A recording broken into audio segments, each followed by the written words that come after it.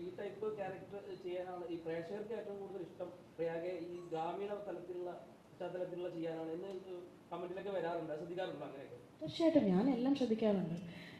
എല്ലാ തരത്തിലും ഒരു അവയർനെസ് വേണമല്ലോ ആക്ടർ ആകുമ്പോൾ. പേഴ്സണൽ ലൈഫ് വേറെ, അതിപ്പോൾ എങ്ങനെ നടക്കുന്നു എന്താണ് ചെയ്യണമെന്നുള്ളതൊന്നും ആദ്യം ലുക്ക് ഔട്ട് ആവേണ്ട ആവശ്യമില്ല. പക്ഷേ കഥാപാത്രങ്ങൾ തീർച്ചയായിട്ടും ഓഡിയൻസ് എന്താണ് അതിൽ നിന്ന് എക്സ്പെക്ട് ചെയ്യുന്നത്.